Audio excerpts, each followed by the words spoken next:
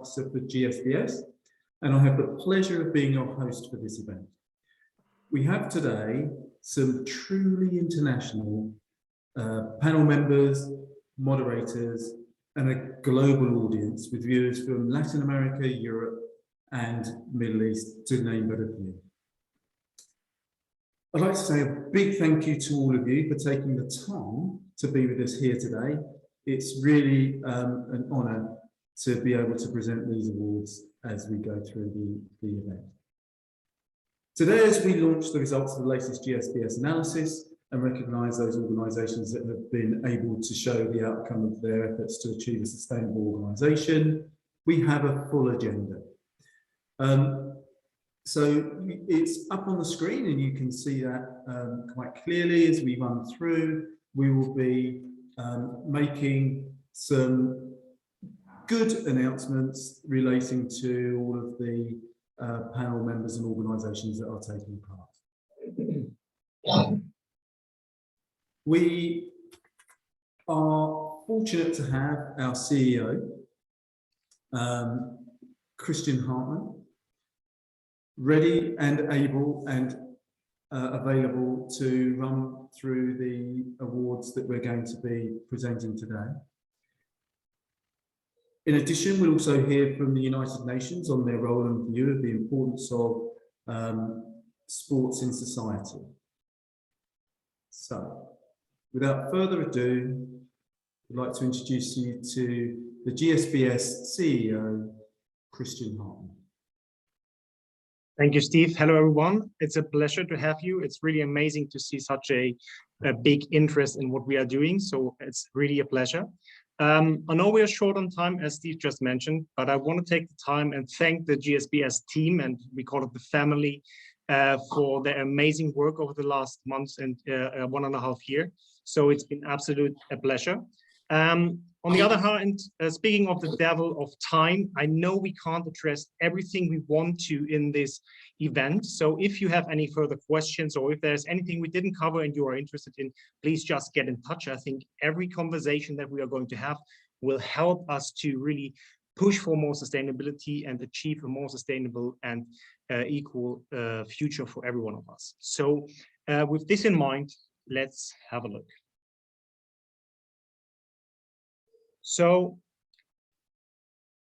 we are the Global Sustainability Benchmark in Sports. We are an independent, not-for-profit organization. That's very important to us. We are on a global scale and looking at global approaches. We are a team spread across the whole globe, as Steve also mentioned. So it's really been a pleasure for the last months. What we're doing is we are looking at the sustainability performance of sports industry organizations. We're analyzing and benchmarking them, trying to make the very complex topic of sustainability more digestible for the general public. But on the other hand, we want to the industry to step up and catch up with other industries where they are still, to be very honest, a little bit behind many of the organizations. So we want the organizations to use available data, available knowledge, and use it and trying to avoid mistakes and maybe failure that we've seen in other industries. So that's very important. And we want to try to establish cross-industrial connections so that we really can learn from each other, because this is not a competition, even though we want to highlight really good performances. This is something we can only achieve together, and it affects us as a global citizenship. Moving on, what we are doing and how we're doing it is we have created a reporting framework which is based on international standards covering 4 main pillars, as you can see. And the reporting framework is pretty sophisticated. It asks for a lot of data, which we are totally aware of. And it's also flexible because it's really depending on the situation and the structure of the industry. So organizations that have, for example, a professional football team or professional basketball team or whatever, they have to answer more questions because we're also going into these details. And we're trying to make this a real 360-degree assessment, not looking only at the venue or looking at the headquarters, we're looking at the organization as a whole. Looking at the reporting cycle that we are just announcing. Very important is we are looking at the data from the season 2019-2020 and backwards, or 2020, depending on the reporting period of the organizations. We approached and invited 180 organizations on a global scale. What we are doing is totally free of cost for them. So we want to lower the barrier for organizations to step up. At the end, we benchmarked 41 organizations, some of the biggest names in the game and really, really iconic organizations, and trying to highlight their achievements. 12% of the organizations have actually provided data. 88% of the organizations have been rated on publicly available data. Please keep this in mind. Looking at what organizations we have approached, it's been by discipline. As you can see, we're not only focusing on one sport, we're trying to make this a real holistic approach, inviting all organizations, no matter where they come from, at least if they are professional. Also looking not only at clubs or franchises, we're looking also at associations like the FIFA and so on. And with the history of sport and the main organizations that have a big and global reach and impact, we ended up with 49% of organizations coming from North America with their big names in the game, and 51% out of Europe.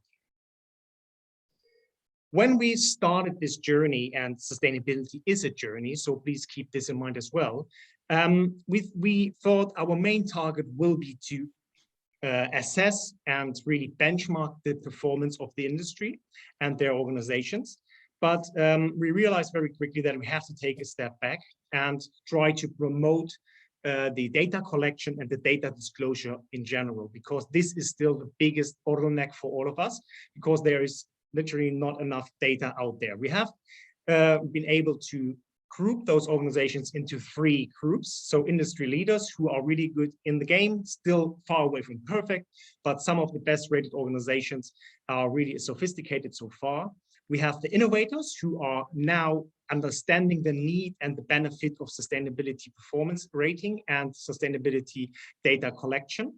And they don't have the history in the data available, but obviously they are pushing into the right direction, and it's much appreciated. And we're looking forward to have them even more involved in the industry leaders. And then on the other hand, we have the prospects, which is the biggest group of all organizations, to be very honest.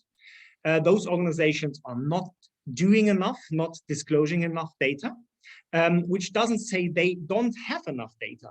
We are pretty sure that the organizations have a higher level of engagement when it comes to sustainability topics, and also they have more data than they disclose. So this is something where we believe we want to make those prospects becoming industry leaders and getting them into those positions that they are providing more data and showing more accountability towards the society. When we look at the information, I wanted to highlight that the organization in having kind of 2 different approaches or strategies towards the topic. Our 2 top performers this year are the best examples for it. We have organizations that have a really broad approach, so having many topics covered and not as in detail maybe. And then we have other organizations that have less topics covered, but therefore they have a deeper understanding of their own performances and have a bigger, longer history with their data itself. I hope that makes sense. So jumping into the results themselves, as I mentioned, the biggest driver in this year's performance was data availability. So we rewarded the data availability. So having data available or being able to make a statement about certain topics was already something that counted into the performance. And as you can see, corporate and governance topics are still the best developed topics. And this is maybe especially driven by a history development, like when we're looking at governance topics, like, for example, is the CEO and the chairman, are they separated? This is something that is mandatory in many industries and in many countries. So that's why we have a bigger development on there. Same thing applies probably to social. So as you would usually think of social topics more related to sports, like community development or health and safety topics and so on. So, but we see that the environmental topics are still lacking in information. We see more and more organizations working on it, but it's still very little information. Comparing the two different big regions is Europe outperforms at this point of time North America. This is based also on cultural approaches. And we have in Europe, it's more mandatory to disclose more data than in North America, which is totally normal. And therefore, we try to incorporate and try to encourage organizations from North America to take these next steps, because we are pretty sure they are doing an amazing job. It's just they are not communicating it enough. And we see also here, governance and corporate topics are more developed than environmental and social topics. Same applies to this chart that we've created, which shows certain and only a few selected key indicators. So as you can see, we have a number of them, and you have to keep into mind that it is not one single question or one single data point that we are looking here at. Very good example is the financial performance. We're looking at the financial performance from like really the annual report, but also does an organization invest sustainable? Does it maybe positive and negative screening? Does it exclude investments into industries that are not sustainable anymore? Or is it just about the return on investment? Sorry. So I hope that makes sense. And if there are any questions, reach out to us. Coming back to the topic of availability is, we see that there is not enough data. I can't stress this enough, and I'm sorry to say so. We can clearly see that there's a trend of collaborating and encouraging and also collecting more data. When you look at the emissions, we have not even 25% out of the organizations that we looked at having collected data over the last period. And you can see there is an increasing over the years, but still it is not very sophisticated. We can see a clear correspondence between having a CEO statement and sustainability report in place and having a good sustainability report performance. So this is really, if the sustainability topic is rooted at the management, it shows those organizations are outperformed. And one very important thing is we're looking obviously at emissions and so on. Emission offsetting is not the ultimate solution, but it's one topic and one tool to going forward and trying to tackle climate change. And we believe that the sports industry has a crucial role in tackling those topics and the challenges of the 21st century. Going a little bit more deep into the details in general is when we look at the organizations where we have data available, that, for example, the gender pay gap, we have a very good example. I don't want to name the organization here, but we have a very good example where the organization pays actually 10% on average more to women than men, which is very progressive. And we've been really surprised when we saw this. But on the other hand, we have also organizations where women earn much less. But please let me stress here this. It's better to understand and know what your gender pay gap is than ignoring it and not understanding it, because only if you have the data available, you are able to set actions in place and really trying to improve over the next few years, and the earlier the better, obviously. Same thing applies to the women on board. 33% was the best number that we could research, which is really good. And on average, we have 12.5% women on board in the industry. Let me here please highlight that the industry, that here in this topic, North America outperforms Europe, which is really good and really nice to mention. Last but not least, the shareholder equity and total asset ratio, which says we have certain organizations that are highly over-indebted, which is a little bit worrying. But we have also certain organizations that are really financially healthy, and on average, 26%, 26.5% is the ratio, which is pretty good. Coming to an end, and I know the team will be happy that I'm coming to an end, is we wanted to highlight a few things. This is not limited to this list, but there are a few things that have already been often well addressed. And I wanted to highlight one thing is that, for example, when we created the reporting framework, we also had the topic of palm oil as a policy. And when we created it, we thought nobody would ever be covering this topic at this point of time. And we've been super surprised when Liverpool FC, for example, has such a policy in place already. So there are some highlights and some really good examples, but still we want to encourage for more.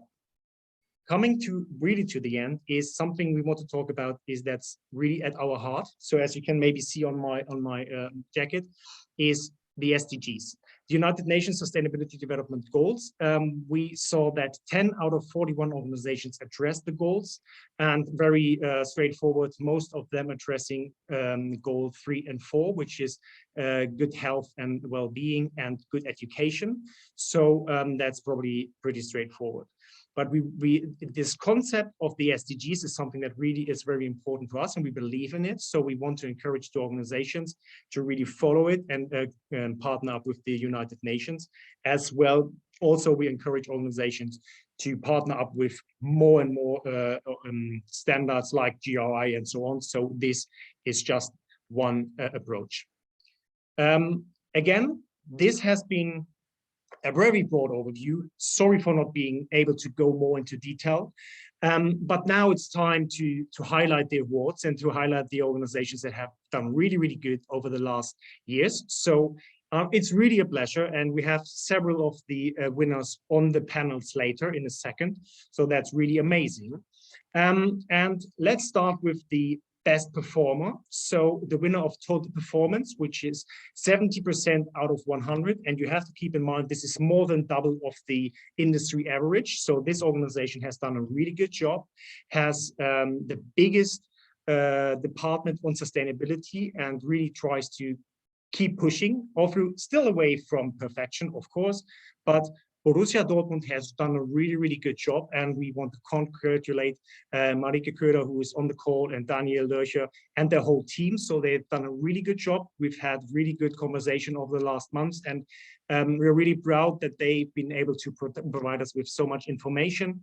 And we are really excited for next year's performance because we know there are several things in place, and we had a look at the new sustainability report already. So that's been really impressive. I want to highlight here and want to mention that it was a really close race. So the runner-up we have not awarded this year, but the runner-up was Juventus Turin with 71%, which you can see it's very, very close. It's been really small details that set them apart. But also, again, big congratulations to Andrea from Juventus Turin, done a really good job, and we're looking forward to next year. Then we wanted to look into this several pillars that we've set for our reporting framework, and wanted to highlight the best corporate performance, which has impressed us with a really detailed approach, with many policies in place, having a really good and broad department in place, having a really detailed CEO statement, which is also very not a surprise Borussia Dortmund. So we are really excited to hear more from Marike Köhler in a second. Heading on to the environmental performance organization, that is, as you can see, it's a little bit less than the other performances, as that comes with the nature of the topic still a little bit underperforming. But still, this organization has a full available emission data in all 3 scopes, for example, looking at different topics, even having commuter travel and business travel data available, which is really progressive. And there have been some other highlights that I'm not able to point out all. But we are also able and really happy to have Rafael from Real Betis on board for the panel in a second. It's been really a pleasure, and we know it's been a long way, and it's going to be still a long way on this journey, but keep on the good work, and we're looking forward to next year's performance. Heading on to the social winner, which is 79% out of 100, which is a really decent result. And this is Juventus Turin. Having a lot of data available, very detailed about their workforce, having a lot of data about the management, having it all by gender, by ethnicity, having a lot of data really available in detail, covering the turnover on employees and so on. So Juventus and Andrea are doing a really amazing job there, as you could also see in the total performance, and they are definitely one of the industry leaders. And again, far away from perfection. I think everybody in the game knows that, but on a very, very good way. And it's been always a pleasure to talk. And coming to an end also here is the best governance, which is 83%. And to be honest, we've been a little bit surprised, especially me privately, personally, to be honest, because I had the chance to have a look into this organization a few years back, and they've been some of the really innovators being pushing for the next steps and implementing policies and having already several topics really good addressed, which is La Liga from Spain. So what I wanted to highlight here also is that La Liga encouraged their own organizations for becoming more sustainable, giving them at the hand a guideline to how to report on sustainability topics, to really pushing and consulting those organizations as a group, and which can have a really, really massive impact and can be a leverage for the whole industry. So big congratulations also to David from La Liga. So it was really nice to see this development, and we've been really impressed. And really last but not least, and the last award for this year, it's been the North American winner. So as we mentioned, North America is still a little bit behind in Europe when it comes to disclosure, which is with all due respect. And we've been really happy to have a look into this organization, which addresses a lot of SDGs, for example, has a lot of policies in place. And we see that the NHL, the National Hockey League, has a good approach towards sustainability. Although they are still missing some basics, but they have done a good job. They are well established, and we've been really excited to have a look at the data. So this was it from my side. Thank you for your attention. It was really a pleasure. And I'm handing over to Steve. I hope I wasn't too long, and I hope I was able to keep it short and sweet, as you always tend to say. Thank you very much.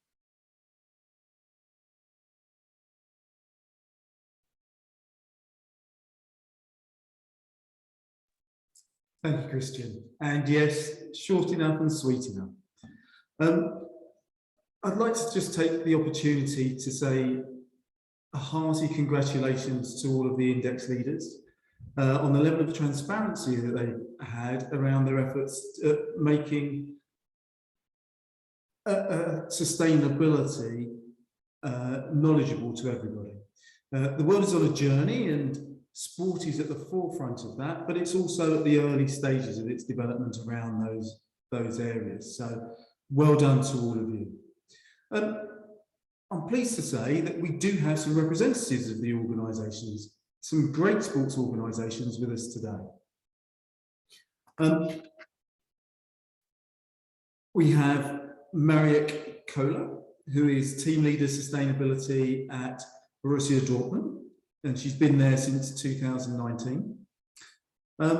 We have Rafael Muela Pastor, who's the General Manager at Real Betis Balompié Foundation and has been there since 2016. His experiences in policy design, institutional coordination, and field interventions across the globe. Julia Pelle, who is an expert on sustainability within motorsport, and she's currently Sustainability Director at the world's first single-seater racing series, the ABB FIA Formula E Championship. Daniel Lorscher, who is a Borussia Dortmund fan, I believe, and has been since 1994. He is responsible for BBB's anti-discrimination work for fans, employees, and sponsors. So, welcome, everybody. Pleased that you can be with us. I have a few questions for you. Obviously, you're among the organisations that are excelling within the sustainability field. It's not an easy journey. What's been the biggest challenge so far? If I start with Raphael. Hello, everyone, and I take the opportunity to thank you for the prize and the opportunity to share what we are trying to do with all our heart and all our efforts. And well, I think in this path, the most difficult thing is to involve all those colleagues and all those areas who are related with sustainability, because it is true that at the beginning this is something really new in the organizations and mostly in the sports so old as football, with more than 100 years, and the way the things were doing before is the way they have been always. So it's a drop by drop that we are trying to let them know, okay, this is important for us, this is important for the earth. So this awareness raising, internal awareness raising, it's difficult, but it works finally, because if you do it by heart, you explain them what you are trying to reach. And of course, if you have the support by the board of directors who has been really involved in all the processes at the beginning, everything goes quite smoothly, and even with pride by them each time we do something, and each time we achieve any of the goals we want to achieve. So I think this is the most important challenge, and still we have the challenge to involve and to inform and to train our supporters. I still think that this is something that we don't really achieve as far as we would like to, and we will keep on going on that, and we will keep on trying our best to do so. Fabulous. I'd also like to bring in Andrea Mascietto from Juventus. Andrea, do you have a view? What's been your biggest challenge? Thank you, Steve, for the introduction. You forgot me before, but don't worry. Apologies. I'm joking. So, as Rafael said, that one of the biggest challenges is the culture of the people involved in the football world, from the fans to the management. And I'm not just talking about the management of the club, but also the management of the institution, of the sponsor, of the partners, that feel so that they think about that football is just football, and that vision is far from the reality, because football right now is something else, is something that moves the feelings of the people, and somebody, the people involved in the decision-making process, that don't understand this, and this, I think, is one of the biggest challenge. And another one is, as Rafael said, is how to involve the fans, because I think is the next step for all the organization, because currently not all the fans are asking to us, to the clubs, about our sustainability performance, or what we are doing about some societal problem or challenge. And this is a point that we have to work all together, clubs and also institution in the country. Fabulous. And I couldn't agree more. Julia, as an organisation that is about to start providing and helping GSBS to index, what's been your biggest challenge? Thank you, Steve. And indeed, I wanted to thank you for the opportunity to take part in the panel, although I didn't take part in the index per se. So, I mean, certainly any initiative that is going to be supporting sharing best practices and lessons around sustainability is something that is important to us.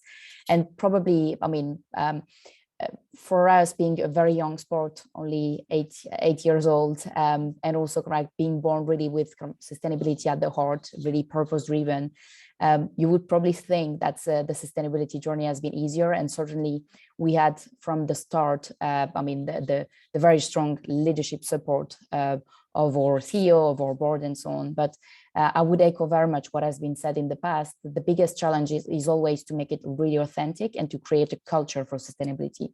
So to have everyone on board, from the top management to the operational people that bring that on the ground and make it a reality when you deliver your sport, whereas you're a venue or an event organizer, it doesn't matter. It still needs to come to life.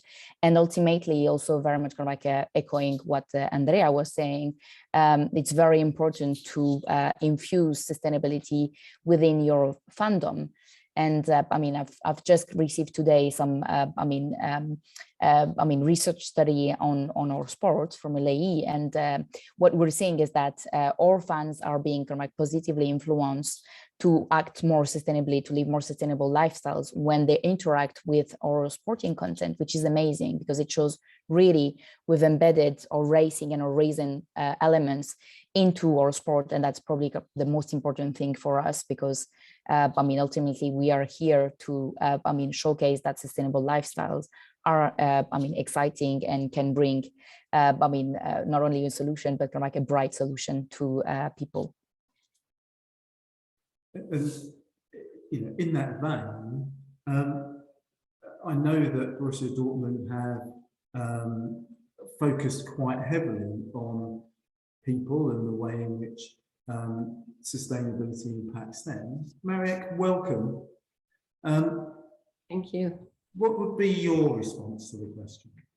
Yes, first of all, thank you for the award. So it's a great honor because it shows that we are on the right track, and thank you for bringing us together. I think this is one of the big challenges we have to face, to bring people together and to talk about the topics.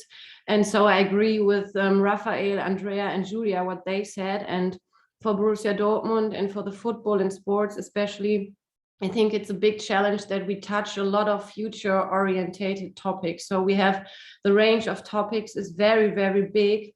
And to talk about it and to build strong networks is a big challenge, and to keep going. And to deal with contradiction. For example, the football needs this fast and safe travel, but we also have to keep in mind our ecological footprint, for example. So we have to deal, it's daily business to find solutions for these contradictions. I think it's the biggest challenge. Interesting. And Andrea, what would you say you learned along the way? And what opportunities has it opened for you as a business? I was thinking about what Marieke said because it's totally true. Sorry, because we have to deal with a lot of facts that sometimes that are not aligned with the sustainability topics. For example, the travel of the teams is one of that. Sorry about this. I totally agree with that. About opportunities, about your question, that this, as Christian said before, this is a journey, and so we started 8 years ago, and I'm joined Juventus 4 years ago. And in the last years, we had a lot of opportunity that in the past we never had. For example, we started to talk about with startups about the circular economy, for example. And this is something that in a football world or more in Italy never happened before. And so we had the opportunity to go to the university to explain our approach in sustainability. This morning had a lesson, for example, and this for us is very important because there is open some doors that never opened for a football club, I think in Italy, but also in Europe. And so for us, it's important to share our experience and understand how we can improve and what we can take from the students, from the other clubs, from the institution. Yeah, and I think football has a big part to play in this. Raphael, would you agree? What opportunities have been opened for you as a result of following a greater sustainability goal? Well, it is true that that it's could be at the same time, for example, a challenge and at the same time an opportunity, as so many times in any kind of organization. In this case, I feel that we have the opportunity to link and to involve, for example, our supporters in with their heart more over the sportive results and the sportive competition. As Andrea was saying before, football is not only football at all, for example, in this case. And so it's a way of life. We always say that in Betis. We feel that. We feel like in the DNA of Real Betis is the values are really present, and the way we share our efforts with the community is something that we really feel that is something that makes our fans make our fans really proud, and they are happy to be part of this club. So I think the opportunity is to go even deeper in this relationship and in this emotion. And at the same time, I would add that here is a even business opportunity. Why? Because I really feel that this is a movement that there is no way back. It's going to be here. Sustainability is going to be here for a very long time. And more, every company, every sponsor, every institution wants to have a relation with a coherent organization, with an organization with corporate social responsibility. They are going to look into their performance in all the topics we have been talking today. So this is something that is growing and growing, and as you has mentioned, La Liga is doing a great job to do so and to support these clubs to have a good performance. So I think it's also a business opportunity because this is something really crucial at the moment. And I think, Julia, it's a really obvious thing to say. Formula E has taken and made a great business out of the opportunity that's come through the sustainability efforts. What would you say your perspective was on it? Well, I mean, clearly, Formula E is a business and not an association or not for profit, and certainly, what I think like made the business thrive from the sustainability angle is that we had this very deep and authentic approach to sustainability, which enabled us to basically build an ecosystem of partners and sponsors that were genuinely wanting to, first of all, work with someone that had a very high level of credibility in the field, but also the way we are using our sport is to enable them to showcase that in their field, they're also leaders. So they can come and showcase a product or service that can be scaled at the level of the championship. And that's very important to us. I'm just going to give a couple of examples. We're lucky to have Heineken as our beverage partner. And we've been working with Heineken for more than 18 months to create the latest activation, which is called the Greener Bar. Obviously, very good play on words. And the Greener Bar is actually a bar that is 100% recycled and recyclable. Every single element of the bar is basically thought through with a circular economy approach. And what's amazing is that it's been created with Formula E, including with some of our partners. That's amazing. And it's going to be scaled at the rest of their events activation. So it's going to fly and grow in other industries, setting really the standard for what sustainable bar and entertainment can look like, which also in turn create a positive stimulus in the rest of their industry, because kind of like one of their competitors is going to look at that and say, well, I can't be left behind. Heineken is kind of like clearly taking the lead here, so we need ourselves to get moving, which is fantastic, because that's how you get kind of like an entire industry to scale up. And we have 3 representatives here from the football industry.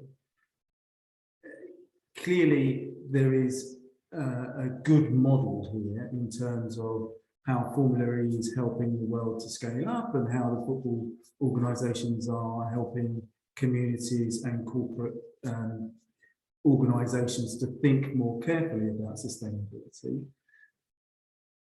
But Andrea, I just wanted to come to you again and say, what's next for your organisation? What will you prioritise?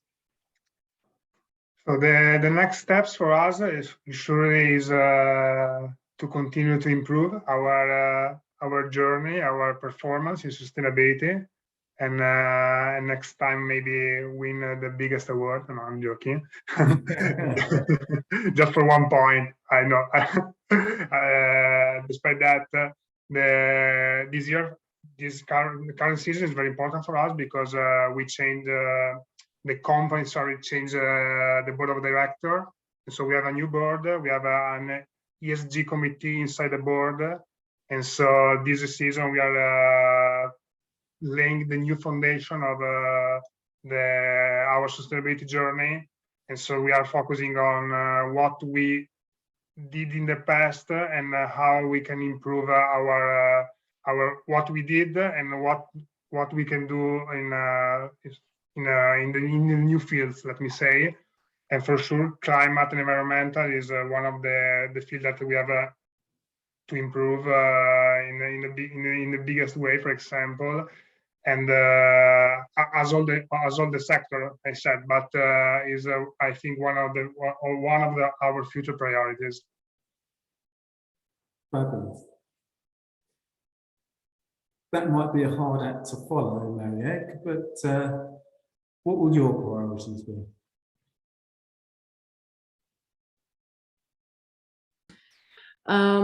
So I think we focused out all the material topics and all the relevant topics for our sustainable way, for the sustainable path of Borussia Dortmund.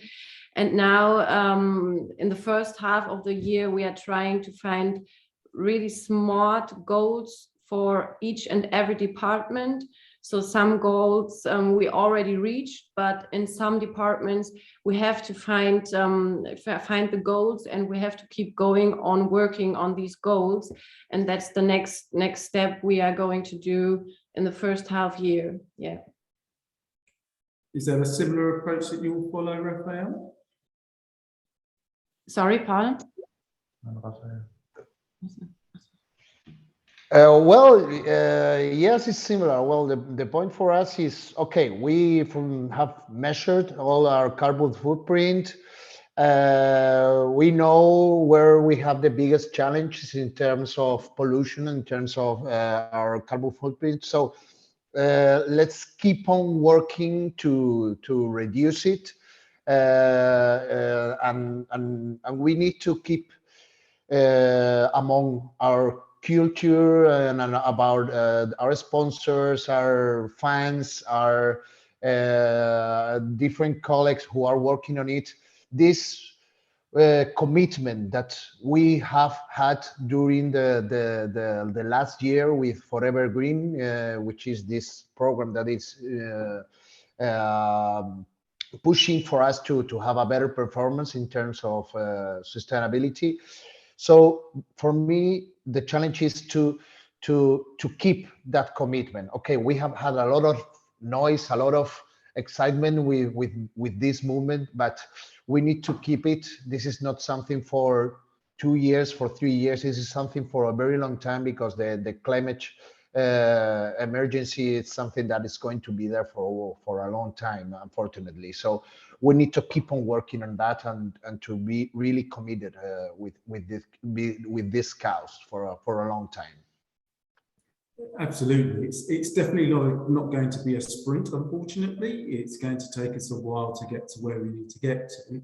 So with that in mind, what tips would you give to someone or an organisation that was beginning their journey?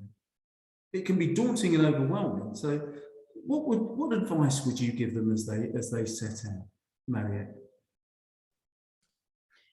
I would say the first step is to define the topics of your organization, to define it, to give the topics a structure, and then you have to present an idea and you have to find supporters and you have to find the support of your board and to present an idea how you can structure all these topics and to find a holistic approach of all the fields of sustainability. You have to deal with it. And I think the biggest or the most important point is to communicate internally with all your colleagues, to have the supporters and to keep things going. So communication is absolutely important internally, and then later on to have the communication with the other stakeholders. So to ask your partners, to ask your stakeholders, to communicate with them, what are they dealing with, what problems do they have, and to find solutions in a network. I think this is the most important thing. Quite a comprehensive list. So, it's a daunting thing to start with. How will we make it attractive, Andrea and Raphael? I start, Raphael, if it's okay. My list is shorter because my tip is start. Just starting. We are in 2022. We have to start. You have to start, and that's it. Because every time I said to my colleagues in Italian league that they needed to start from something and step by step doing something, because in 2022 is not credible to don't talk about this. And the responses are in the numbers that Christian presented in the previous in the start of the presentation. You made 180 invitation and just the 12% provided data. This is the current situation. So there is no time to waste, and so the organization has to start their journey. And after they take a look about the Marieke list, everything is good, everything is perfect, but they need to start. No more waste time. Start. Yeah, I fully agree with that. And also I would add, okay, try to do everything by heart. Try to communicate. That communication that that Marieke was mentioning before should be done really like, okay, this is something what we really must do. This is that is our responsibility to work on this, because this is something that is going to be real important, and it's so a trend that if you can communicate this, for example, to the board of directors or someone who is sensible to the topic, they have to support you, and if you are not in this train, you are going to miss huge opportunities in the following years. This is my feeling, and this is a way of my speech that I try to spread around our environment. Like, okay, if you don't do something in this regard, you are going to be out of the picture, and if you are out of the picture, you will miss opportunities in every level, in every sense. No, so start, as Andrea was saying, maybe with little things. With this communication, the internal communication for me is crucial as well. You have to find those who are sensible, and they will support you. Make them part of the solution. Make them part, every area, every colleague, make them part of the movement that you want to have. This way, everything will be more smoothly, but in a very pedagogical way, because it's not, as we were mentioning before, it's not so easy. You have to change the way you do things. You have to express why you should be here, why you should change these things. So it's a very little by little process, I think. Very impassioned. Couldn't agree more. Julia, as a sport which is on its beginnings in the GSBS sustainability world, but also which is built upon sustainable, renewable energy, what tips would you give? Because you obviously started a little ahead of the others. Well, I guess that's, I mean, for an organization that is really new to this topic and doesn't know where to start, I would recommend looking at what United Nations have done, creating the Sport for Climate Action framework that gives very clear guidance. And probably one of the first things that you would be advised to do if you were joining that group, which is absolutely free. It's United Nations. You become part of a group of international sports that do care and work to push the boundaries of sustainability, is that you will be recommended to measure your carbon footprint. And there are plenty of tools available to do that nowadays, sometimes probably almost too many, but that's probably kind of like a must-have now for an organization that wants to start a sustainability journey seriously, because once you measure, you understand the key contributors to your footprint, and then you're able to reduce and get kind of like a path toward reduction and hopefully ultimately net zero carbon. So that would be my #1 tip. Fantastic. And that's a great segue into our next segment.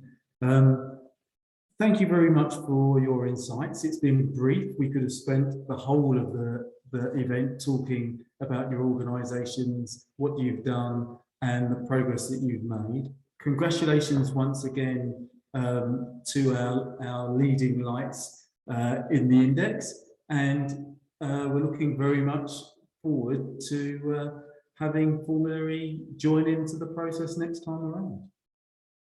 Thank you. Thank you very much. Bye-bye. Thank you so much. Bye. Wow. Thank you, Steve. Thank you very much for to the panelists, and of course, congratulations to all the awardees. It's quite exciting to see how organizations are committing to the sustainable development and trying to look forward to have a better world, and of course, through this beautiful industry, which is the sports. Okay, so next, I would like to present a video that Daniela Vaz, which is the director of the Division of Inclusive Social Development of the United Nations, sent to us because she couldn't participate as a guest speaker during this event. Just to make a brief introduction for the video, when you were talking in the previous panel about how to start, I think it's important also to recognize the importance of the Sustainable Development Goals. The United Nations has a specific mandate to promote the Sustainable Development Goals from sports as an enabler of tolerance and respect, and to promote peace around the world. The sports in the Sustainable Development Goals, I think, is one of the most interesting issues, because this element is cross-cutting among almost all the SDGs, and this leads us to the need to create partnerships in order to move on and to be an inclusive and a sustainable sector. At the end, what is important for one of the main topics for the United Nations and initiatives that we have and we are doing, and what organizations are doing, is provide data for them or for countries to try to implement better policies with more inclusiveness and equity among all the citizens. So I think every single step we are walking through on this path is a shape you can put on your building in order to be a more responsible organization. So I just want to I want to share with you the Daniela's video right now. Thank you.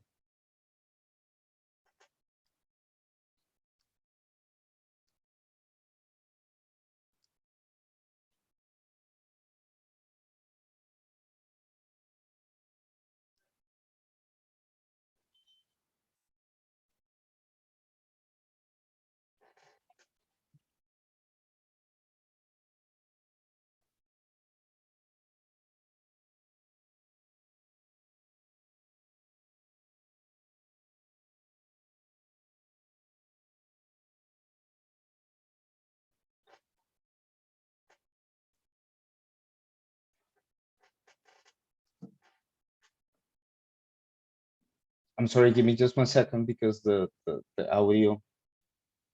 Give me just 1 second.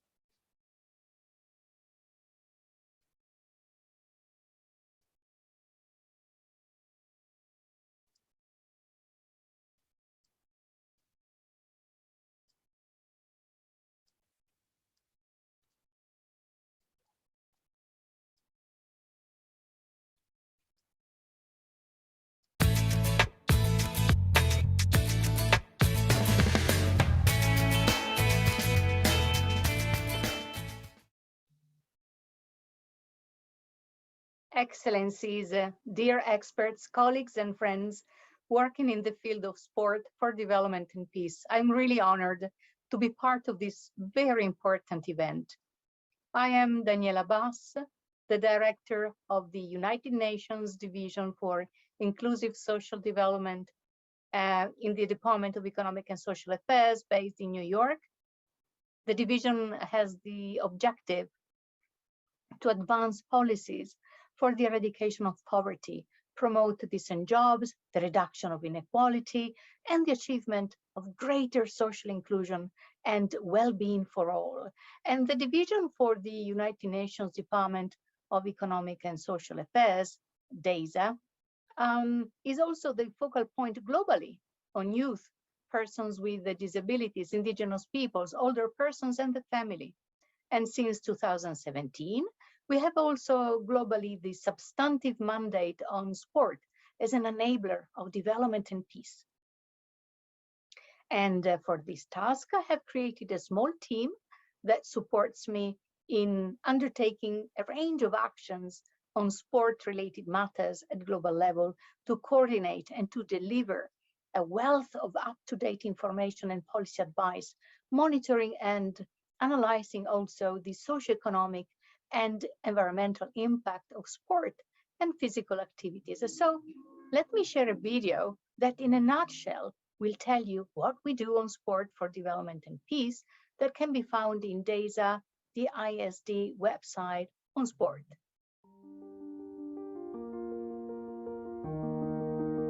Sport has a unique capacity to unite people regardless of identity, background, ethnicity, or ability. Throughout history, it has made important contributions to the well-being of people and communities and to peace. In recognition of this, in the 2030 Agenda on Sustainable Development, the member states of the United Nations emphasize the role of sport as an important enabler of sustainable development, highlighting its growing contribution to the realization of development and peace. At the United Nations, DESA houses the substantive portfolio on sport for development and peace. DESA works to maximize the positive contributions of sport through the UN Action Plan on Sport and the 2030 Agenda.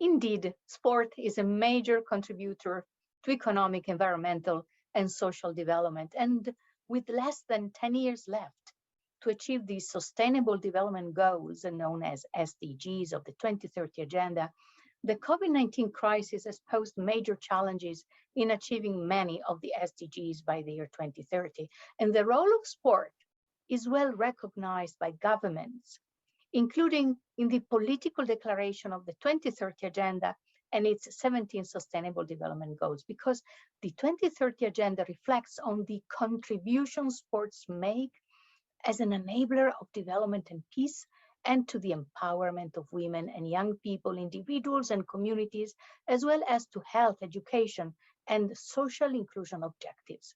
And as the United Nations Secretary General wrote in the foreword of the advocacy brief on sport of 2020 that was initiated by DESA through the Division for Inclusive Social Development that I lead, with the co-authors, many other UN entities, it says, the world of sport was among those sectors most visibly affected, hard and early by the present pandemic.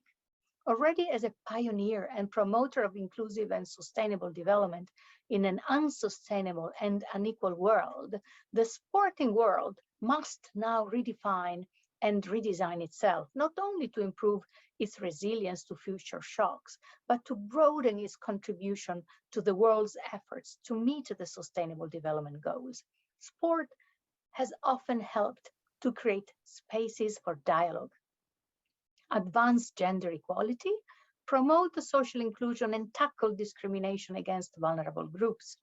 It has played this role at all levels of society, from the smallest communities to the global village. It has provided avenues for improving individual health and community well-being. We continue to count on sport to provide this space. So the 2030 Agenda, recognizing the growing contribution of sport as a factor in sustainable development, underlining its importance for the realization of peace, it's obvious. And just as governments have the opportunity to now redesign economic, social, and environmental systems to better serve all, we must take the opportunity that sport offers us, to redefine and redesign itself as a pioneer for inclusive and sustainable development, pace and peace and human rights in this unstable and unequal world. And to succeed in this effort and make sustainable and effective policies, we need reliable data and information. They are essential. In the advocacy brief I have just mentioned, the United Nations family imagined and recommended the solutions and policies on how such changes could be made to maximize the contribution of sport to the SDGs. So initiated by DESA, as I said, having the substantive portfolio on sport globally, and welcomed by something like more than 30 entities of the UN system, and more to join in the future, in 2020, the Interagency Group on Sport for Development and Peace was created. You see, united through sport for all, we can advance global developments in line with the 17 SDGs of the 2030 Agenda and the underpinning human rights agenda. We can reduce the gap of inequalities and promote the dignity of all people, of all ages and abilities. And I wish to conclude by citing the last paragraph of the advocacy brief on sport that says, sport is a powerful means to foster physical fitness, mental well-being, as well as social attitudes, reducing socioeconomic inequalities and promote inclusion of all people, be that they are indigenous, young, old, with or without disabilities, refugees, homeless, gender.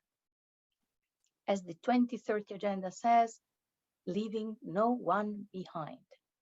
And below an example of what we can do to include all in the wonderful world of sport.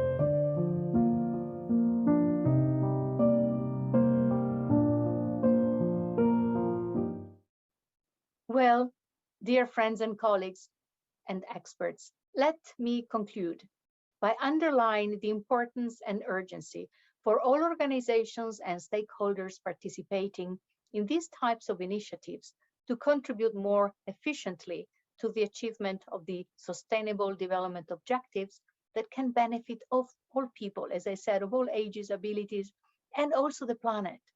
Let me highlight the importance of using methodologies to gather adequate environmental, social, and governance data supported in good practices from the sports industry. And let us commit to working and reporting on sustainability issues, promoting an ecosystem of partnerships in which no one is left behind, making it clear that it is never too late to start walking the sustainable path.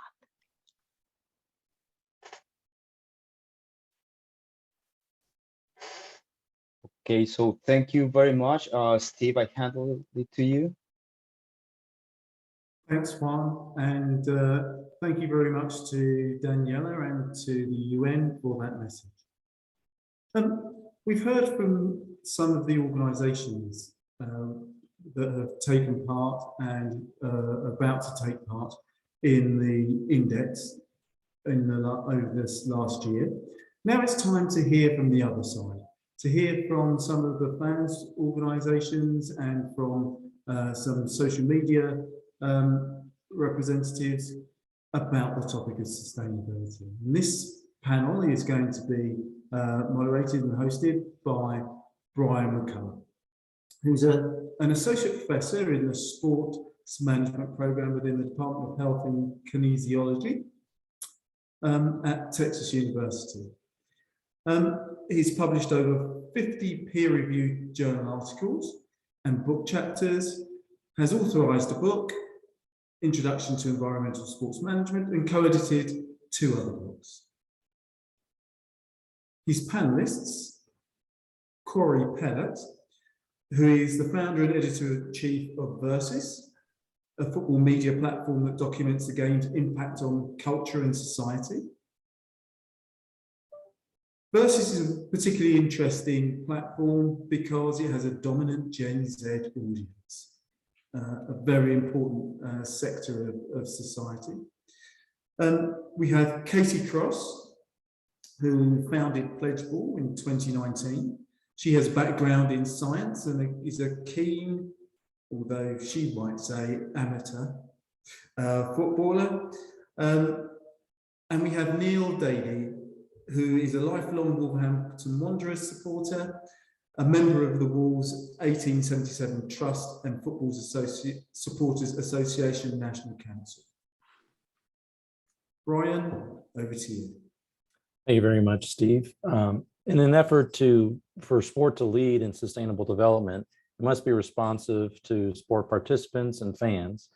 And our panelists today can speak to that fan perspective, and that can lead to positive changes across the sports sector. So we'll jump right into it, and we'll lead off with Corey. Versus is a sport news platform that engages younger generations. What trends do you see emerging amongst your audience concerning the broad range of sustainability issues? Yeah, thank you for that intro, and it's a really interesting topic for me to speak about, especially as it's one that we sort of base a lot of our work around. I think in general, we live in a really exciting time because we're now speaking to a generation of young people who have known and understood the threat of climate change, especially for their entire lives. It's always been on the agenda for them in schools, news, and the wider media. And I think sustainability is very much a way of life for them now. And you see it in lifestyle choices across fashion, food, travel, and so much more. And I think Versus as a platform, something we recognized very early on in our journey is that above all else, the one universal truth that really holds Gen Z together is their desire and belief that they can make the world a better place. And you've even seen that play out in sports, specifically football, which is our prime topic in recent years with younger athletes like Marcus Rashford, Raheem Sterling, and Hector Bellerin, all making positive social change quite a big part of their purpose. And in terms of the issues that Versus addresses and the ones that we feel our audience particularly has an affinity for, we landed on a range looking at things like racism, gender equality, mental health, LGBTQ+, and environmental sustainability. And the challenge we found quite early on, and I think it's one that is true for environmental sustainability quite a lot across the board, is that creating an immediate and emotional connection to sustainability among our audience is quite challenging, because the topic can seem so large and at times feel quite removed from day-to-day lives. And that isn't always the case with other social issues. If you look at things like racism in football, we've all sadly seen players be abused on the pitch or on social media. If you look at mental health, quite often you see young people who have suffered directly from that or know their friends and family who have done. Again, gender equality, you only have to look at the coverage and resources to both the women's game in comparison to the men's game that's in front of our very eyes to understand the issue that exists there. And I think sustainability in an environmental sense especially has always felt important, but it's been quite hard to generate an emotional connection to that. Up until the last 12 to 18 months, I think, in my opinion. I think recently, in 2021 especially, we saw quite a lot of federations, clubs and players putting concrete and visible actions before our eyes for the first time. I think it was material progress that fans could see, think and feel. I mean, to name just a few things, you had Bundesliga kind of like really make a bid to be the world's first carbon neutral league. You had Tottenham hosting the world's first zero carbon game, and Brentford FC in the Premier League announcing a return to their own home kit lasting 2 seasons as opposed to 1 for the first time in 10, 15 years for any club in the top division. And it's that last issue, the subject of product and merchandise within football or jersey culture as a whole, that seems to be picking up the most traction for our own audience and our own demographic. I think that's because kits are such a visible and emotional part of our connection to the game that when a club like Brentford introduces a bold new proposal in that area specifically, it speaks to the hearts and minds of fans on a bit of a deeper level. And it also directly correlates to fast fashion, which is already a topic that's pretty big for Gen Z and how they live their lives. I think there's a big pushback right now against clothing with short life cycles, and football is starting to acknowledge that a little bit. Our audience research for 2022, which we're going to release in a few weeks, has quite a big section on sustainability on football with regards to products. And one thing that came from that is quite overwhelmingly, 68% of fans would like their own club to follow Brentford's suit and reduce the life cycles, increase the life cycles of their home shirts to 2 years again. And I think football clubs and sportswear brands becoming more sustainable in their approach to kitchen jerseys is something that will continue. And I think the big lesson to take away from that is that when organizations work to target a very specific problem with a very specific solution, that's when you'll start to receive the most buy-in and support from fans wholesale. I think you've got to look at building a sustainable culture. Like, sure, it's one big problem to be solved. If you break it down and really kind of go back to quite a basic problem and solution approach, you'll start to see, I think, more fans become more and more engaged with these issues. I think it's all about finding problems, finding solutions, and really communicating those clearly with real benefits to fans wholesale. And that's how we'll make changes. And yeah, that's just one or two ththings that I think we focus on quite a lot with our work, and hopefully trends that will emerge in other platforms over the coming years. Excellent. Thank you so much. And we'll shift and we'll come back to you for sure later in the panel. But we'll shift now to Katie. Pledge Ball, the website mentions your fan engagement approach is very data driven. What types of data do you find drive sustainable behaviors amongst fans? And how might this data help engage perhaps less enthusiastic fans to engage in such positive behaviors? Thanks, Brian. Yeah, and thank you. It's very nice to be here.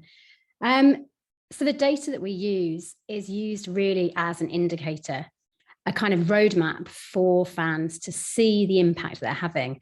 I mean, Corey mentioned the need for solutions, and I think and also he mentioned the jerseys, and these are all very tangible outcomes. And I think that that's what we need, and that's what Pledgeable uses, is the data as a tangible outcome of individual changes. So for those who don't know, Pledgeable rallies football fans to tackle climate change. It's a research proven and driven initiative that encourages football fans to support their clubs each match day through making individual sustainable lifestyle pledges. And these pledges range from using a reusable cup to going vegan 2 days a week to installing solar panels. The team of fans that pledges to save the most emissions wins the fixture, and the cumulative amount they pledge to save determines their place within the Pledgeable League. Now, that data is very, very visible to people, and it really serves a purpose. When we carried out a big piece of research with our pilot club, the feedback that came back from being able to see this data and also to kind of get it in a tangible sense, because we translate it into the number of cars that equates to taking off the road, was that people really liked the fact that they could see that they weren't alone. They could see the impact they were having through these small changes as part of a collective. And they could see that they were not only part of a collective of fans within their own fan group, but also amongst fans from other clubs because of their standing within the league table. So that's really where the data drives it. People need to see these tangible solutions and the impact they're having. As I said, it does serve as a roadmap because it's, it's based on the carbon calculations of individual lifestyle changes. So there's a huge amount of variables, but it really serves a purpose to empower fans. We also use that data to inform us and club partners, for example, on the most popular types of pledges. So a number of fans, for example, pledge often to go vegan 2 days a week, and that can then inform, for example, catering choices at a club. So there are kind of two ways in which we use that data. Excellent. Thank you so much. And speaking about empowering fans, we're going to pivot to Neil. And Neil's involved, obviously, with fan associations. Neil, how can fan associations leverage their influence to get sport organizations to be more engaged in sustainability efforts? And what challenges do you think fan associations face to promote positive and authentic change? Hi, Brian. Thanks for that. Thanks for everyone. It's been a really interesting session so far. Supporter consultation is really the building block is around trust and building trust with both the clubs and also the associations that supporter consultation is not going to lead to conflict. And I think that's a very important factor in bringing sustainability to the table, that the clubs and the associations don't see supporters bringing conflict to them, bringing criticism to them. So we need to build on accentuating the positive.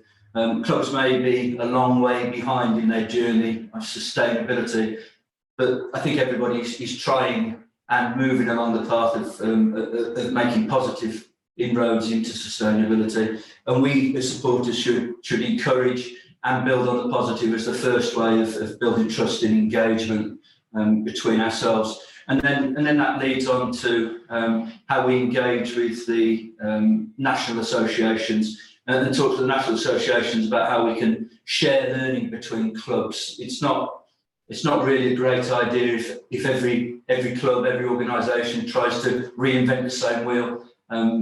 Some clubs are a long way down their journey and they can share that learning. And of course, benchmarking is a key part of that. And to encourage clubs to be confident that benchmarking is not like your homework being marked and your report card being marked. It's a positive engagement tool for shared learning and finding those opportunities. I think also with supporters, as Katie has highlighted there, and I love the pledge ball concept because it encourages incremental change, small change, and I think that supporters are, like everybody else in society, fully aware of climate change. They're fully engaged with what needs to be done. But some supporters are at a different level to others. So supporters can put solar panels on their roofs, supporters can change to EV cars, but then there's the supporter that doesn't have those funds, doesn't have those opportunities, and to make the small incremental change, not using plastic bottles, going vegan for a day, those small changes can be part of a larger, widespread change, and to bring positivity to the whole journey for everybody, and to join those two concepts together of corporate level change, but also social behavioural level change is really important in the engagement process. And consultation is all about partnership and discussion and to build that confidence at that level. But the most important thing for sustainability is to make sure it is always on the agenda when you have that consultation opportunity, whether it be at club level, at national level. Sustainability should be a core topic every time you talk to your club or your body. Great, thank you. And I'll open this question to everyone on the panel. Corey kind of touched on this already, but what do you find to be the most pressing sustainability issues to sport fans? I think it's difficult to highlight one issue sometimes because I believe for younger fans, they almost expect sustainability to be the heart of every strategic decision their club makes and really be a central part of their team's identity on some level. So if you look at Forest Green Rovers, they've really been trailblazers in that aspect in the lower leagues of English football. Every facet of their club links back to sustainability, and the connection between club and community is so much stronger because of it. They've got a very real purpose, and that sort of really helps to fuel every decision they make on this issue. And I feel that is something the clubs need to learn from, make it part of their wider identity and strategy, rather than focus on specific things as well. I think product is definitely a good and obvious place to start because that will materially change fan behaviour. But I think ultimately, I also, believe that I myself, as a fan, I want to see stadiums be powered by renewable energy. I want good public transport links outside stadiums. I want these to be prioritised. I want plant-based menu options. I want wider international competitions to be conscious of travel options. I think there's so many things that need to be considered by all clubs. And I think the only way you really sort of begin to get that is by having a very strategic approach to the whole thing from the decision makers at clubs. And really the most pressing thing, I think, as a young fan, as somebody who speaks to young fans, is you want to authentically believe that clubs and organisations are tackling those issues. You need to believe that authentically they care, authentically they're working towards that goal. And the encouraging thing is that from hearing some of the international clubs that have spoken today, you get that sense that there's a real strategy in place to achieve these goals. And I think that's something that everyone, hopefully, in the industry can learn from as time goes on. Excellent. Katie? I mean, I'd back up what Corey said here in that both in the answer to this and previously, again, it's about those solutions. When you look at research, as I'm sure you know, very much indicates that people assess those things that are tangible, for example, litter picking, recycling, etc., as of high importance. That's what the research shows. And this isn't necessarily a reflection of what they believe is contributes most to climate change, but I think it's what that they feel they can actually have an impact on. It's what they understand. And going back, again, this is about providing those solutions. So I think where those 70, 80% of people really care about climate change, what they don't know are the solutions to it. And so they need that all-round strategic approach. They need everything addressed in sustainability. And I think the key thing is that it has to be a part of every decision that is made, both on an organizational level and on an individual level. People need to carry that carbon currency just as they carry a monetary currency when they consider the choices that they're making. Excellent. Neil?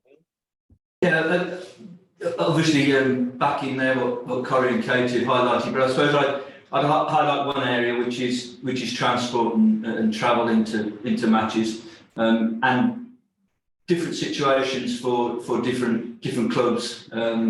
The conurbations of Manchester and London, as a for instance, have great public transport links. I support a provincial football club in the West Midlands. Our transport links aren't so good, and the vast majority of people travel to Wolves by car, and we don't have a choice because there is no integrated transport policy for the whole of the West Midlands conurbation on a match day.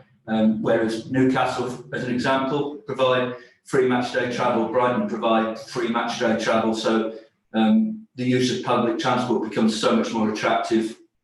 But simply the provision of public transport, certainly in the UK, is a challenge for us as football supporters. The availability of trains, the scheduling of match day kick-off times, evening matches when there is no public transport to get you home after a game, the moving of fixtures at short notice means you can't book cheap match day travel in advance because you can't be confident that your game's going to kick off when it was originally scheduled. So I think a lot of supporters are concerned and would like to see a far wider choice in terms of match day travel, and it's a huge carbon impact, as we know.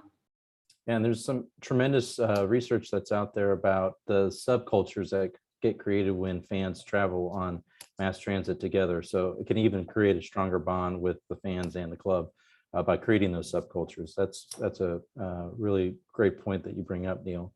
And due to time, I'm going to combine two questions here. How might your individual organizations contribute to an increase in transparency of sustainability efforts across the sports sector? And then what do you see the next steps to engaging and leveraging fans for a more sustainable sports sector? So I'll leave it up to whoever wants to jump in first. Cool. I think in terms of how I think we can help, I mean, I think the biggest job of any media platform really can do in this instance is to carry out the basic function of journalism, which really is to hold power to account on the most important issues of our time. This is no different. I think Versus, you know, part of our editorial mission really is to always publish brave editorial that kind of asks decision makers to do better.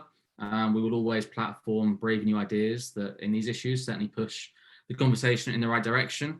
And we'll also always speak to our audience to ensure they feel heard and listened to on these issues. I think the unique privilege that we have, again, as a brand and as a platform, is that we proudly display and talk about building a better future for football in everything we do.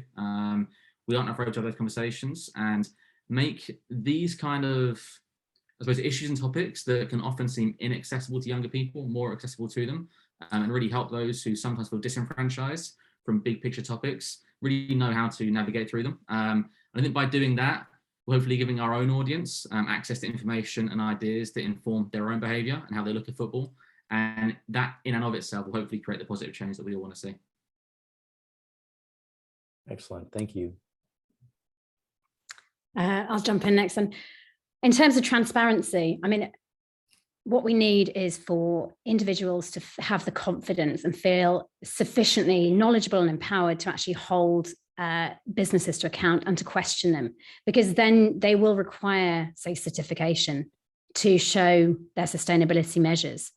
So that's where I see Pledgeable playing a role in demanding that transparency, because as people feel as their relationship with climate action shifts, as they feel more empowered that they can play a role in this and see ways in which they can question and make a difference themselves, then we'll start to see people engaging more with the sustainability of organizations and actually starting to question that.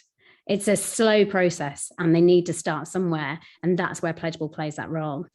In terms of next steps, the key thing really is visibility. This needs to be talked about in all those spheres every single day. So there are so many spheres where conversations about climate change don't currently exist. And the really key thing that we can all do, both as an individual and as organizations, is introduce those conversations about climate change, because this will have a huge impact. It will mean ideas start to be shared. It means that we start to feel more as a collective rather than pockets of individuals who talk about it within their own spheres. We need to join those worlds of sustainability in sport and sport, so they become as one. Excellent. Thank you. Yeah, I think I pick up on something that is apparent as we talk to clubs about sustainability within football. In a lot of instances, the role of sustainability officer is combined with another role still. A lot of clubs don't have dedicated sustainability officers, which to me is a wasted opportunity of creating something very positive in terms of supporter engagement and wider marketing opportunities, but also a wasted opportunity in the pure hard commercial aspects of money saving. Saving carbon does save money, and it's a basic business need to manage energy in an effective way. So to encourage clubs to consider sustainability as a core deliverable rather than an offspring of somebody else's task, usually the stadium manager, is one step. But then to go back on the point I made earlier, to encourage transparency through positivity. So if the club feels confident in sharing information to you because you're going to disseminate that information to your members in a positive way, then they're going to be more open to do that and to challenge and to criticise the lack of sustainability initiatives within your club. I think would potentially create a negative effect, and you have to have a fine balance between encouraging, cajoling, and criticising to actually being confrontational in all kinds of ways in consultation with the club. So I think it's accentuate the positive, but also highlight where improvements can be made. Excellent. Well, thank you everybody for sharing your expertise and insights today, but especially thank you for advancing sustainable development through your organizations across the sports sector. So thank you so much for your participation. Thank you very much. Nice to talk to you. Thank you, Brian. And thank you to our panelists as well. Really, really interesting insight into the perspective of fans there. We're now going to move into our final segment with panelists.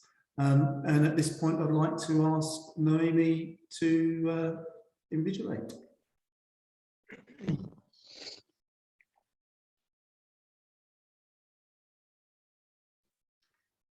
Hi, hello everyone. Thanks, Steve, for the introduction. What a great event it has been so far. I'm sure we all agree that it has given us a lot of food for thought for many years, for many days and years to come.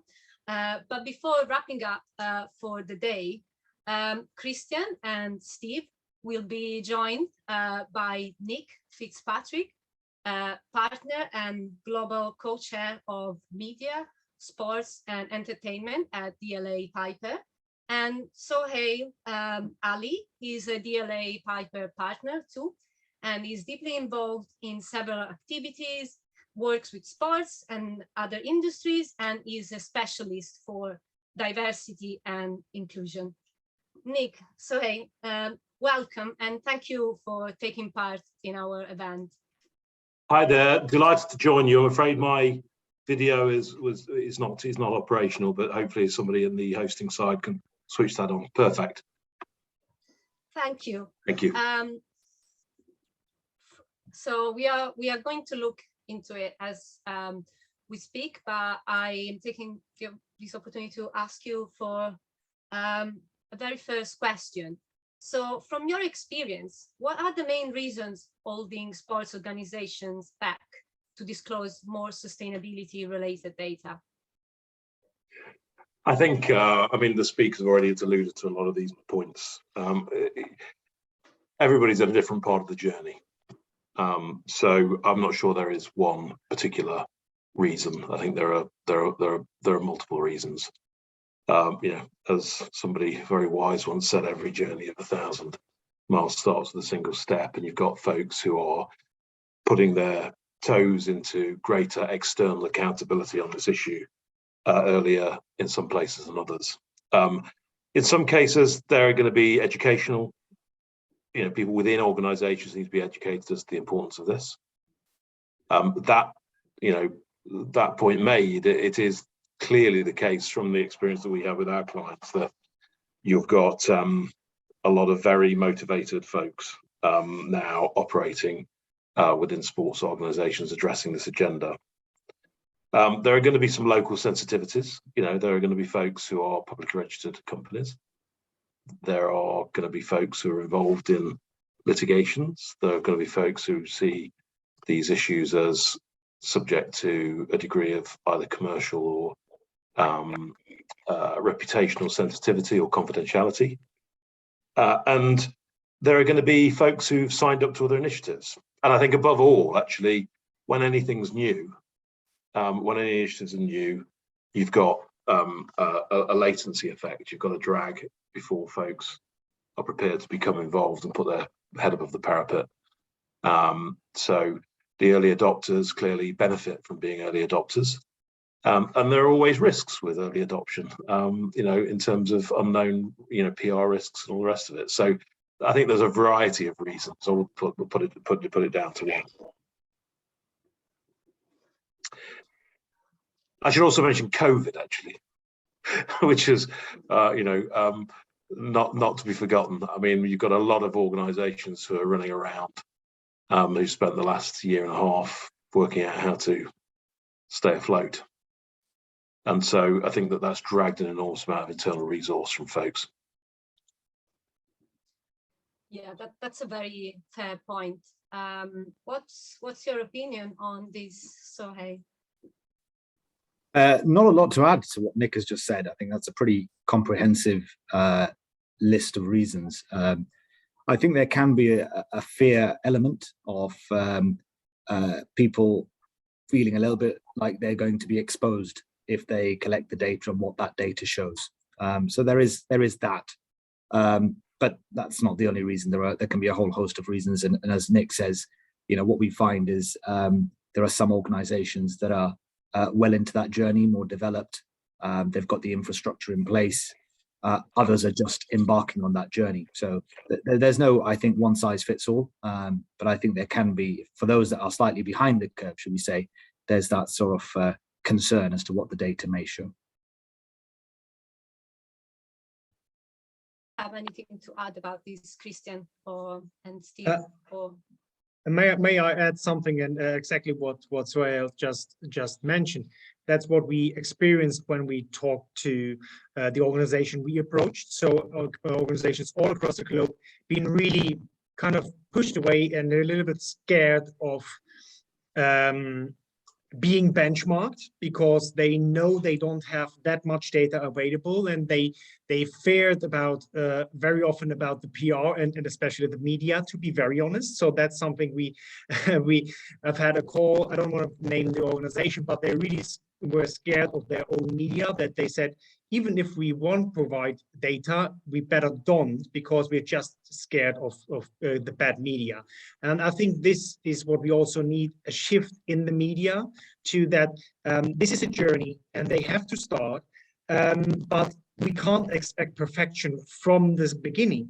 So we have to accept that some organizations may don't have enough data, they may don't have policies in place and so on, but at least they have to take the first step, as has been mentioned all over the place in this event, that just start and don't be scared, and showing what you're doing and learning from others. I think this is the most important thing. And I totally understand what both of you just said.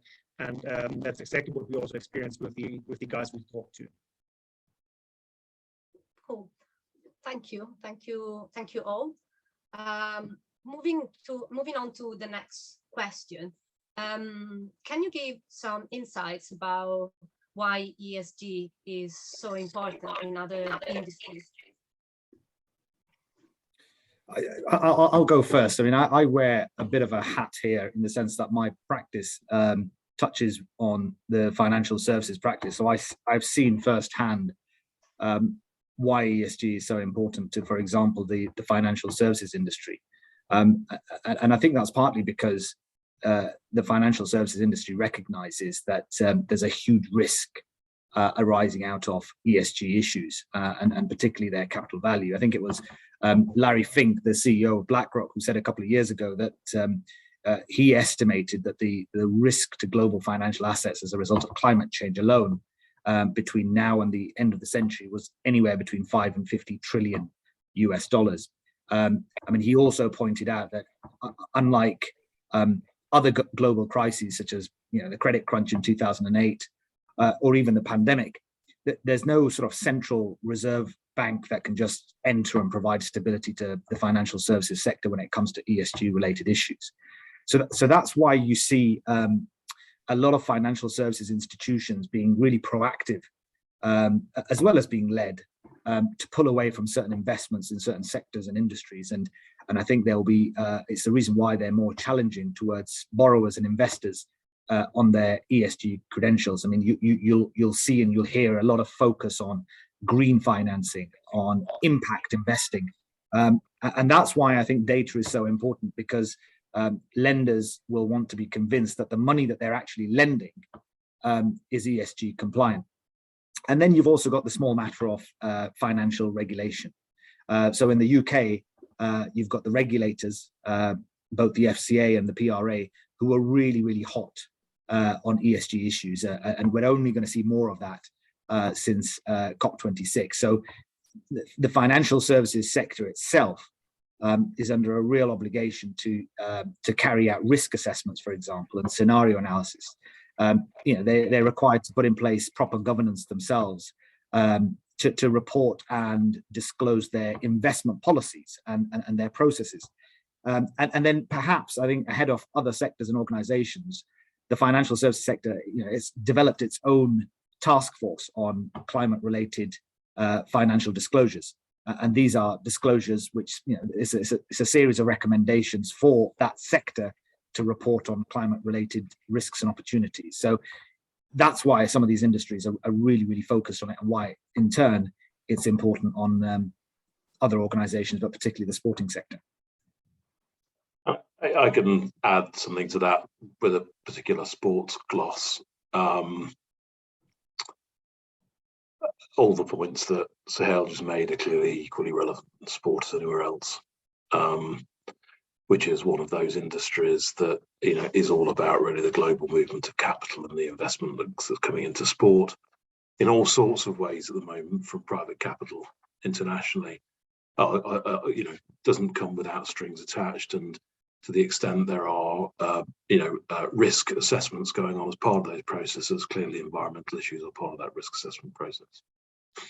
Within sport itself, for a variety of reasons, there's been a huge focus on governance issues over the last few years, and sustainability has formed part of that focus. So if you look at in the UK, you know, we've got our, you know, UK sport code of governance built in, cooked into that code of governance, which becomes relevant where you're looking for public funding for your event when it's coming to the UK, are minimum expected requirements in relation to a whole bunch of governance issues, including sustainability issues. So there are funding issues where sport, in the context of its nexus with government, needs to earn the credibility to be able to, win the funding to host events. And similarly, in the context of hosting obligations, you know, if any of the folks on this call are familiar with the pillars that have been established by organisations like the IOC, you know, when you go to sign up one of the hosting arrangements for any major global event now, a key part of that package is going to be how you're justifying yourself on sustainability issues, and so there are legal commitments that you're going to be making and you're going to be expected to adhere to.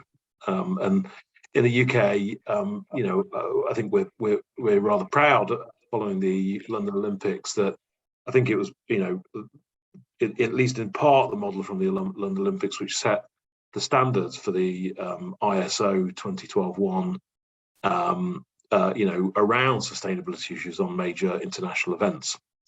So all of those things are being hard baked now into hosting arrangements for major events, and therefore need to be adhered to. And they set a expectation. So now you hear events being run on a carbon neutral basis. So we were very happy to be involved a few years ago in Sweden's skiing World Championship when they hosted the World Championship, and certainly they regard that event. I think the world's first completely carbon neutral event, and that sort of tagline now, that sort of imprimatur of the effort that you've got into around your event to establish your credibility on sustainability issues is going to just become more and more important across the board. One of your earlier speakers talked about fans. That reputational issue is nowhere stronger than in sport. The ability to bring your communities with you, your fan base with you, your sponsors with you, who are also have expectations in this regard, and sports bodies need to have expectations of them equally. All of those points are very important to sports organisations now. Thank you. It was very, very insightful. I have another question for you. Are there any differences in the diversity and inclusion approaches across different industry and countries? What do you think about it, Nick and Sohail? I'll just chip in here. So I think the answer is yes, and partly that's because diversity and inclusion raises different challenges and different issues in not only different industries but also different jurisdictions. So the issues and challenges that we might face here in the UK relating to D&I are not necessarily going to be the same challenges you might face, for example, in Italy or China or the US. And that's because each country will have its own unique history. Here in this country, in the UK, speaking personally, my parents were first-generation immigrants. So they came here at the same time with a load of other people who were looking to work in the industrial sector in mills and factories. Now, that won't necessarily be true for another, say, for a European country, for example, where the makeup of the ethnic minority communities in that country may be different. It may be as a result of a civil war that may have taken place in a neighboring country. So it has different issues. So I think when we talk about D&I approaches, I think we have to be respectful. And I think we have to recognize the complexity of the issue of identity, of culture, of social norms across the globe. And I think when it comes to approaches, country by country, and even within an industry, individual approaches need to be adopted to really understand the issues if real inclusion is to happen. So, I mean, looking at sport, for example, the issues in boxing, for example, will be radically different to the issues that you might face in golf or tennis, because they're very different sports, attracting very different people, attracting very different socioeconomic backgrounds. And so I think it's very careful when it comes to D&I to ensure that we don't create this sort of box ticking mindset. I don't think I've really got much to add to that. I mean, I agree with everything that's just been said. I mean, I think the issue of inclusiveness and racism was touched on there. I mean, obviously there's a whole separate agenda going on at the moment in terms of addressing things like online harm. A current bill in the UK dealing with those issues. Sports bodies are very focused. There's been some bad press recently for, I'm not going to name the sport, but we've seen in the UK, a recent pretty bad scandal in that regard, and there's still a lot of learning to be done by the sports administrators in some sports. There's a risk always of increased governmental oversight, in terms of, whether or not some of the regulatory functions need to be taken into government. Different organisations will have different attitudes towards that, but everybody is focused on those issues of racism in sport at the moment very closely.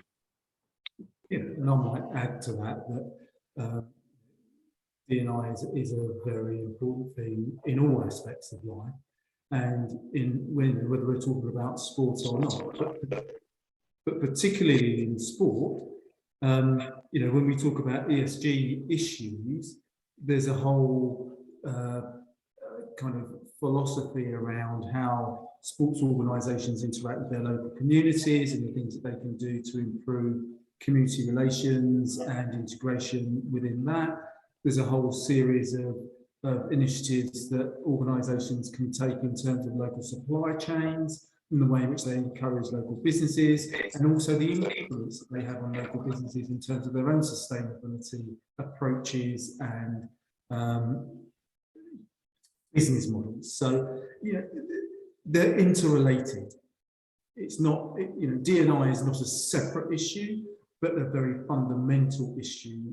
And given the influence and impact that sports organisations have across our society, it's one in which they can influence greatly the sustainability, the community, and the economics of the way in which people view the world.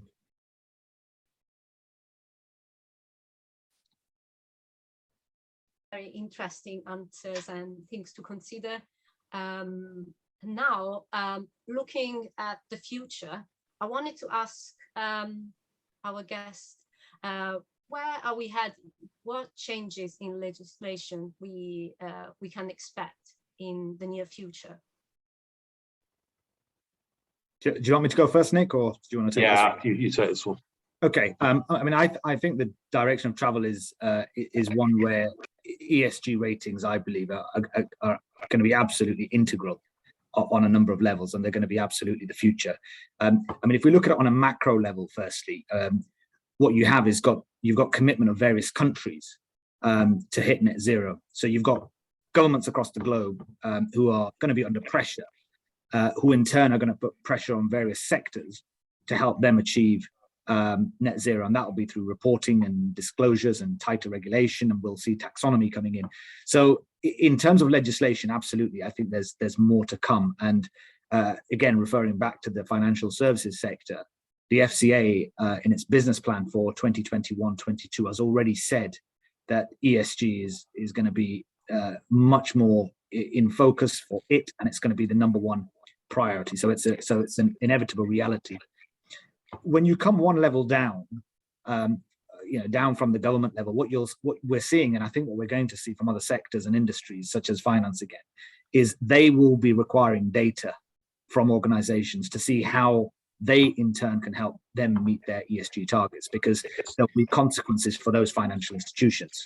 And it's not just climate change. You've got organizations looking at governance, and they're looking at policy. So modern slavery, for example, and social equity. These are the sort of things that financial institutions, for example, will be looking to understand to see the borrowers or the investors that they have, how they fare in relation to those issues. And then thirdly, what you've got is a sports sector itself.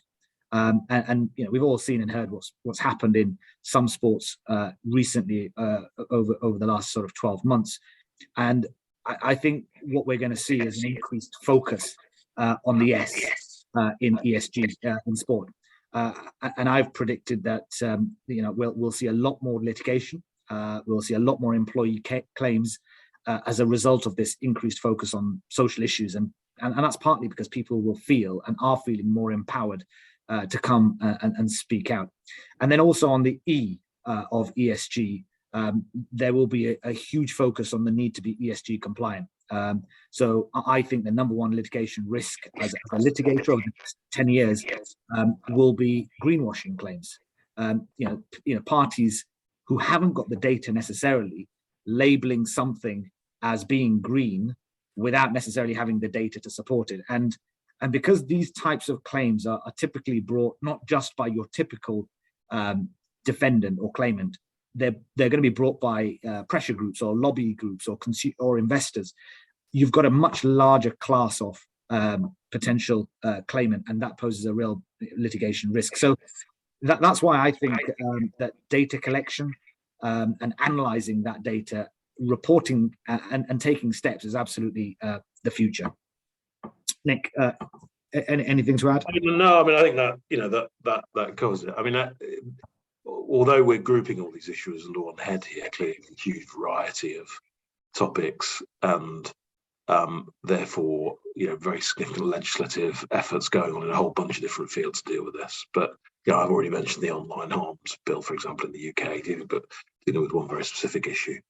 We've got the Climate Change Act, right? So the UK, we're neutral by 2050. So in the outwash to that, as Sahel said, there is inevitably going to be a drilling down into deliverables and more reporting requirements across all industries. I mean, that's bound to include sport. And I think the only other point that I make that Sahel's touched on is the empowerment point with regard to claims, because I think that's absolutely correct. I mean, Black Lives Matter movement was phenomenal, and its achievements in terms of raising awareness and the preparedness to stand up around those major events. I've never seen anything like it, and I think that has events and emerging groups are without a doubt moving the dial on this. And I think that in terms of racism and indeed in terms of gender issues and in terms of harassment in the workplace and all those associated issues, that's going to be increasing. Already is an increased focus and will continue to be with sports organisations over the next coming years. Greenwashing too, sadly, will be that'll be a very busy playing field in terms of the litigations that are designed to ensure that advertising codes are properly adhered to. Christian, Steve, do you have anything to add on this? Let me go first, because I think we want to wrap it up. So I think that was already very, very insightful. And before I hand over to Steve, I just wanted to add that that's also what we acknowledged when we've done our research, is that really regulations like the Modern Slavery Act in the UK or the gender pay gap reports that you have to do in this country pushed already the organizations into the right direction. And I think the one thing is to expect more from governance, that we have governance that are putting the right legislation into place. And at the same time, we want to encourage the organizations. I know we had a lot of them on our call today, to get in touch with us, really trying to get their journey started and not be scared, and just trying to be really collaborative and working together. And we're here to help, and we are really looking forward to the next circle. That's it from my side. Thank you very much, everyone. And just to wrap up, I want to say thank you to our panelists for an interesting insight. And the future and the roadmap, we really need to go all out to pull in the same direction and ensure that we're all doing what we can to get there. But it's interesting to hear your views about how that's going to be done within the legislative context. So thank you very much for that. And thank you, Naomi, for the questions. With that, we draw to a close to this awards event. I'd like to say a big thank you to all of our panelists, to our moderators, Brian McCullough, and especially to Noemi Diamantini, to all our GSBS team for making the event possible, and to you, the audience, for your interest, focus, and support in improving the sustainability of our world. We'll be publishing the full report shortly, and you'll be able to request that via our website, www.thegsbs.org.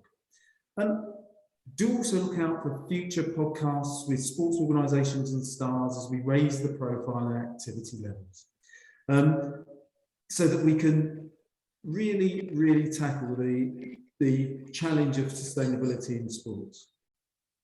In the meantime, stay well, stay safe, and together we'll make the world a better place. Until next time.